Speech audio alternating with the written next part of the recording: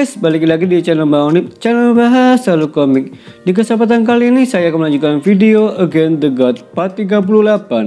Sebelum ke ceritanya, yang mau tatirin kopi buat Mimi begadang agar bersemangat membuat video. Cerita berlanjut. Setelah Yunce menggoda pemimpin Phoenix, akan tetapi Hancock menahan amarahnya. Dia meminta untuk mengatakan persyaratan hari ini.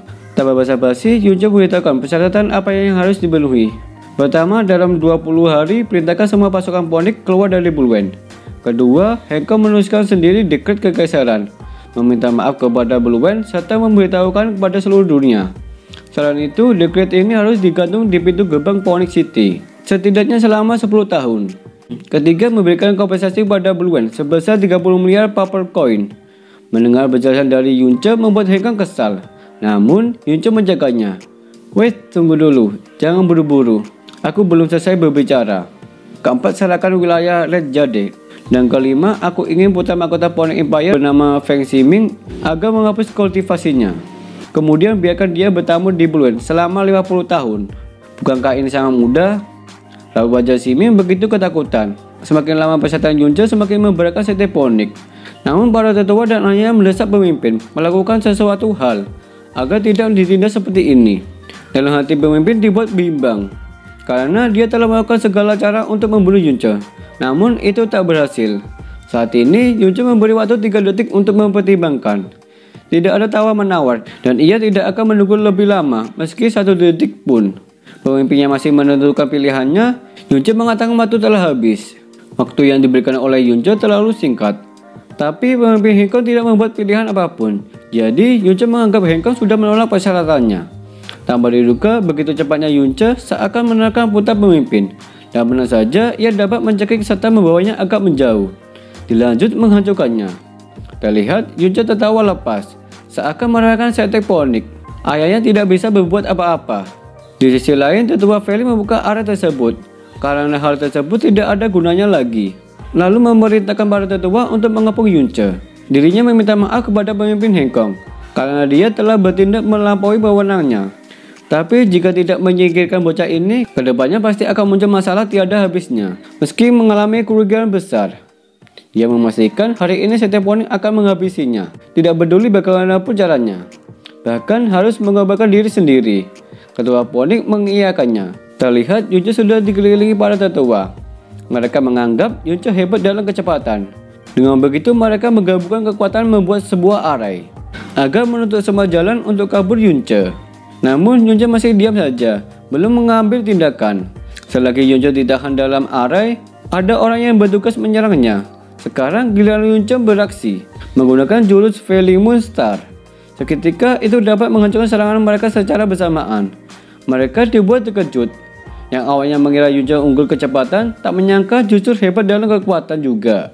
Pemimpin Hancock memberi aba-aba, menyerang secara bersama-sama. Dia berasumsi bahwa ini kesempatan kita untuk menyerang Yunce. Serangan barusan dari Yunce menghabiskan banyak energi. Maka mereka serentak mulai melepaskan serangan bersamaan. Yunce tersenyum tipis. Sebenarnya barusan hanya serangan biasa. Lalu Yunce mengayunkan pedang dengan memutar, menghasilkan serangan besar. Sebagian besar dari mereka tewas. Mereka tak habis pikir, hanya di ranah Emperor Mystic bisa membuat serangan yang mengerikan. Bahkan tidak lemah dari Supreme Mystic. Jalan satu-satunya adalah meledakkan diri. Dengan meledakkan diri bersama-sama, jika Yunce tidak mati, pasti Yunce terluka parah. Setelah itu, pemimpin Hancock akan dengan mudah menghabisi Yunce. Sebelum kepergiannya, para tetua menitipkan pesan kepada pemimpin untuk menjaga keluarganya dan memperhatikan keluarganya. Kemudian para tetua mendekati Yunce, meledakkan diri masing-masing. Ada suara teriakan meminta tolong sebelum ledakan begitu dahsyat. Ceplum! Pemimpin Hancock berlinang air mata atas janji mereka. Ia berjanji pada mereka, mulai hari ini ia akan memperhatikan keluarga mereka. Tak berselang lama, secara tiba-tiba ada yang menepuk pundak Hancock dan tetua Feli. Mereka penasaran siapa yang menepuk pundaknya. Saat menoleh ke belakang, namun mereka berdua dibuat terkejut. Bahwasanya yang menepuk pundaknya yang tak lain dan bukan adalah Yunce. Yaps, mereka dibuat bertanya-tanya kenapa dia masih hidup dan sejak kapan Yunce ada di sini. Apalagi Yunce tidak terluka sedikit pun. Membingungkan bukan? Kenapa aku bisa ada di sini? Pasti kalian berpikir, seharusnya aku ada di dalam barier dan mati tinggal tulang karena ledakan bunuh diri. ucap Yunce dengan ekspresi psikopat. Tentu saja ini karena kecepatan Yunce. Apalagi meledak mereka terlalu lambat. Sampai-sampai Yunce sudah kabur keluar saja. Mereka masih belum meledak. Terlebih lagi belasan orang dengan ranah tindakan mistik mati mengenaskan. Jadi pengorbanan mereka sia-sia saja. Ini juga membuat bangunan Divine Phoenix Empire hancur. Ya, bisa dibilang itu mengangkat batu dan menjatuhkannya di kaki sendiri. Pemimpin Hengkong masih bisa menahan diri. Lalu dia menanyakan bagaimana bisa keluar dari sana. Soal ini, Yunce hanya menghancurkan barrier itu. Dengan satu tebasan pedang, meski barrier itu bisa kembali utuh secara otomatis, dengan pemulihan selambat itu, begitu mudah Yunce bisa kabur dengan menggunakan kecepatan. Pemimpin Hengkong berpikir keras tentang suara tirakan tersisa di dalam barrier tadi. Setelah menoleh kanan kiri, dia akhirnya menyadari bahwa ada orang yang berkurang. Yaps, benar saja suara itu dari Feng Ximing. Pada saat Yunce keluar dari barrier itu, ledakan masih belum terjadi. Yunce menarik Feng Ximing masuk ke dalam barrier. Tapi Yunce telah melapisi pelindung agar dia tidak langsung mati karena ledakan. Bagaimanapun juga, untuk sekarang Yunce masih belum menginginkan dia mati. Tapi pasti dia mengalami sedikit cacat. Terlihat Feng Ximing di atas puing-puing. Pemimpin Hengkong menghampiri putranya. Dia meminta anaknya agar tidak berbicara dulu. Lebih penting memakanlah obat untuk menyelamatkan nyawanya. Setelah itu, aura membunuh terpancar dari pemimpin Hengkong. Dia sudah melepaskan kekuatan, akan membuat perhitungan pada Yunce. Sementara Yunce sendiri meletakkan pedangnya. Dia akan melawan pemimpin Hengkong dengan tangan kosong. Dia akan menunjukkan apa yang disebut dengan Phoenix Flame sesungguhnya. Pemimpin Hengkong melesat ke arah Yunce. Tinju mereka saling berbenturan. Tak bisa dipercaya pemimpin Hengkong dipukul mundur oleh Yunce. Dilanjutkan dengan pukulan telak yang mampu meremukkan tulang pemimpin Hengkong, mengakibatkan dirinya terlempar ke belakang, berhenti menghantam bebatuan.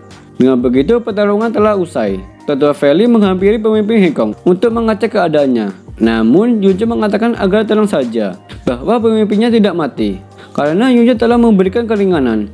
Jika bukan putrinya bernama Su'er, dipastikan Hengkong sudah berakhir. Tentu saja mulai hari ini dia sudah menjadi orang cacat. Setelah mengatakan seperti itu, Yunce beranjak pergi dan menantikan esok hari, karena ini baru permulaan saja. Setelah kepergian Yunce, Hengkong tersadar. Dia merasa terpukul bahwa setannya diperadakan hanya satu orang saja. Meskipun kalah dalam hal jumlah, tapi bagi Yunce kekuatannya sebanding dengan spirit mistik. Iya, inilah konsekuensi yang harus mereka tanggung, karena sudah berani-beraninya menyentuh kerajaan Blue Wen, apalagi keluarganya. Setelah beberapa jam berlalu, di tempat area terlarang Phoenix City, terlihat Hengkong memasuki area terlarang. Ternyata dia menghadap ayahnya, melaporkan kejadian baru-baru ini. Dia meminta bantuan agar mengurus Yunce. Kalau kejadian sudah begini, ayahnya mengutus dua orang untuk membantunya, bernama Tian Yu dan Tian King. Xin berpindah ke tempat berdagang Black Moon. Tim pengintai melaporkan bahwa Sete Phoenix sedang dalam kekacauan, dan dia memperlihatkan imagery stone atau batu gambar. Sontak Synergy dibuat tercengang akan runtuhnya Sete Phoenix, dan tak ada bosan-bosannya Yunce membuat Synergy kagum. Sepertinya Yunce telah melakukan langkah besar. Bawahan masih mempunyai satu lagi untuk diserahkan kepada Synergy. Saat dilihat Synergy, dia seperti mengeluarkan aura mengerikan serta mengajukan imagery stone. Bawahan kebingungan dengan yang dilakukan masanya. Ternyata Synergy mengetahui yang ada di gambar tersebut dari Illusory Demon Realm. Dia mengatakan beritahu warga Blue Wen, tidak ada satupun orang yang boleh mengatakan apapun terkait ini. Jangan sampai ada orang yang mengetahui ini. Lalu bawahan akan menyampaikan sekarang juga. Xin berpindah ke Yunce. Terlihat dia sedang di perjalanan. Namun Jasmine berkata, semua yang dilakukan oleh Yunce di Divine Phoenix City telah diawasi, dan itu dilakukan pedagang Black Moon. Akan tetapi Yunce sudah mengetahui agar membiarkannya saja. Yang lebih penting, Pak Tuazi tidak ikut campur pada urusannya. Jika tidak, Yunce tidak keberatan menambah satu musuh lagi. Jasmine mengingatkan 3 bulan ke depan, Devil Potion yang ada di tubuhnya akan bersih. Saat itu tiba, Yunce bebas melakukan apapun di Province Sky Continent. Begitu gembiranya Yunce, seakan dia menyambut kembalinya Jasmine. Jasmine mengatakan, ada kenalan yang akan datang. Benar adanya itu adalah Hua Minghai. Dipertemukanlah mereka. Terlihat nafas Minghai tidak beraturan. Itu dikarenakan mengejar Yunce. Tujuan Minghai mencari Yunce, pertama dia berterima kasih telah menyelamatkan istrinya. Yang kedua terkait dengan Summon Divine. Dia menginginkan tetua Yeswaji dan juga Yemisi mati, karena mereka telah membunuh orang-orangnya. Semua ini mereka lakukan ingin mendapatkan Phantom Ray. Tanpa pikir panjang, dengan gampangnya Yunce mengiyakan permintaannya. Begitu bahagia Minghai, permintaannya akan dikabulkan. Tak lupa dia mengucapkan terima kasih. Namun yang harus berterima kasih kali ini Yunce, berkat Phantom Ray yang diberikan kepadanya. Yunce berani menghadapi Setephonik dengan begitu santai. Yunce menyudahi pembicaraannya. Ia pamit akan pergi dulu. Dia mengingatkan Minghai untuk sementara waktu bersembunyi dulu. Dengan sifat Setephonik tidak ada bagusnya, apalagi di pertempuran Yunce menggunakan Phantom Ray. Bisa-bisa mereka melampiaskan amarahnya kepada Minghai. Setelah memberikan nasihat, Yunce beranjak pergi. Singkat cerita, keesokan harinya, Yunce mendapat pesan transmisi yang mengatakan hari ini Setephonik mendapat 2 orang Sovereign Mystic. Harap berhati-hati. Pesan tersebut dari Shinozi. Oke, sudah waktunya tiba untuk Yunce pergi memberi kejutan pada Hengkong. Lalu kita dibawa ke tempat kota Phonik. Tampaknya banyak penduduk mulai beraktivitas seperti semula. Terlihat beberapa warga membicarakan tentang Yunce. Pendapat mereka kali ini Yunce tidak berani datang. Yang kabarnya Setephonik menambah 2 Sovereign Mystic. Baru aja dibicarakan, Yunce melintas di hadapan mereka menuju Setephonik. Mengetahui Yunce sudah datang, pemimpin Hengkong beserta jajarannya keluar. Master Hengkong, kali ini kau keluar cepat menyambutku, atau kau takut akan kehilangan anakmu lagi, kata Yunce. Yunce, sudah waktunya kau untuk mati. Tapi kau masih berani berkata dengan arogan. Kau pikir hari ini kau bisa kabur dari sini, ucap Hengkong. Kau mengatakan kalimat itu berulang kali.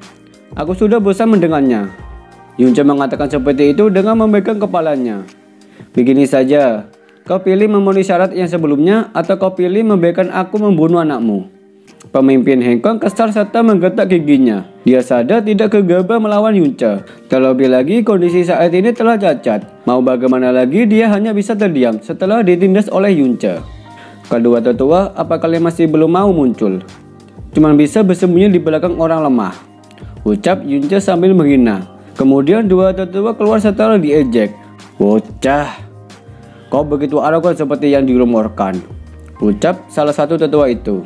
Hengkong berkata, tetua, aku serahkan bocah ini pada kalian.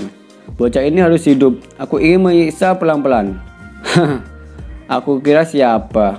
Ternyata 2 anjing tua ini. Sekelompok sampah hanya tahu menindas orang. Majulah kalian, biar aku bunuh kalian. Aku akan memberikan kehormatan untuk kalian. Dibacotin sama bocah, pihak lawan terpancing emosinya. Salah satu dari mereka maju melawan Yunce. Bocah kurang ajar, mati kau! Pria tua itu menggunakan Palm of the Flame God.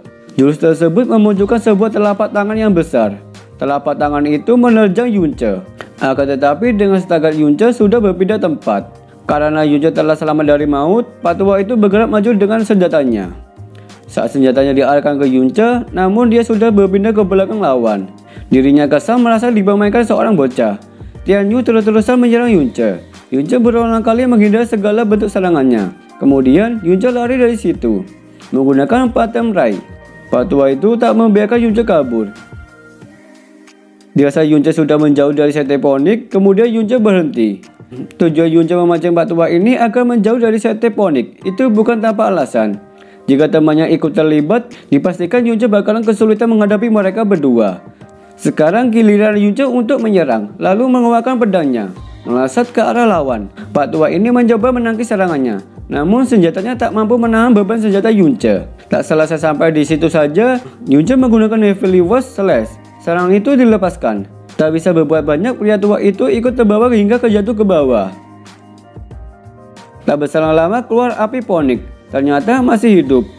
Dia terbang menggunakan Phonik Spirit. Yunce sendiri masih tenang saja. Tak ada takut-takutnya sama sekali. Kau bisa mendorongku sampai situasi seperti ini, sudah cukup untuk membuatmu bangga seumur hidup, kata pria tua itu. Lalu Yunce membuka Purgatory, melesat ke arah lawan sambil berkata, sudah berakhir. Diteruskan dengan menebasnya. Sementara di tempat Setephonik, pemimpin Hengkong dan para jajarannya sudah merasa senang. Mereka mengira Yunce salah besar telah memilih lawan. Dipastikan dia mati di tangannya. Di tengah-tengah pembicaraan mereka terlihat ada ledakan besar di balik gunung. Mereka menganggap ini pasti perbuatan temannya. Jadi pertarungan ini sudah ditentukan hasilnya tanpa menunggu lama. Mereka yakin Yunce sudah mati. Dari kejauhan mereka melihat ada seseorang menggunakan Phantom Ray. Tak bisa dipercaya, ternyata Yunce berhasil menyingkirkan tetua Tian Yu. Ini sudah di luar akal sehat. Itu sungguh mengejutkan mereka. Dengan kecepatan tinggi, Yunce telah berada di hadapan mereka. Heng Kong, ada kabar mengejutkan buat kalian. Coba lihat kartu tadi dari patwa itu, kata Yunce. Mereka mengira Yunce hanya omong kosong doang. Saat dilihat, betapa kagetnya Heng Kong setelah melihat kartu takdir. Ternyata kartu takdirnya patah. Itu petanda bahwa Tianyu sudah tewas. Seketika Heng Kong menundukkan kepalanya. Pesimin, para tetua dan lainnya meminta keterangan. Heng Kong mengatakan, tetua Tianyu telah mati. Penafsiran mereka sebelumnya salah besar. Mereka mengira Yunce akan mati mengenaskan. Kalau sudah begini, tak ada pilihan lagi. Pemimpin Heng Kong memberi aba-aba lari dari sini dan meminta bantuan pada ayahnya. Cepat kabur dari sini. Minta bantuan pada ayah. Mereka kabur dari situ mengikuti arahan Heng Kong. Kalian pikir bisa kabur begitu saja? Ucap Yunce sambil mengikuti terbang mereka. Namun sialnya mereka dihadang oleh Yunce. Masa Heng Kong, aku datang dari jauh. Tapi kau justru ingin buru-buru pergi. Apa ini sikap seteponik saat menjamu tamu? Setelah Yunce berkata seperti itu, secara tiba-tiba ada seseorang yang datang. Orang tersebut ayah dari Feng Heng Kong, bernama Feng Tianwei. Tanpa basa-basi, dia langsung menyerang Yunce. Jasmine mengingatkan Yunce, harap berhati-hati bahwa dia sudah mencapai ranah software mistik tingkat 6. Dengan kepercayaan yang tinggi, Yunce ingin menghadapinya. Mereka berdua saling melancarkan serangan. Adu serangan tak terhindarkan. Mereka berdua belum ada yang mengalah. Dilanjutkan dengan Heavily Wash slash api Yunce. Di saat menyerangnya, serangan Yunce sangat mudah ditangkis menggunakan tangan kosong. Melihat hal itu membuat Yunce panik sendiri. Serangan yang ia baga-bagakan sekarang sirna di tangan Feng Tianwei. Yunce menyesali perbuatannya. Tak ada cara lain, ia kabur dari situ. Dan berakhir sudah video kali ini. Kita tunggu aja video selanjutnya. Stay tune di channel Bang Onip. Bye bye.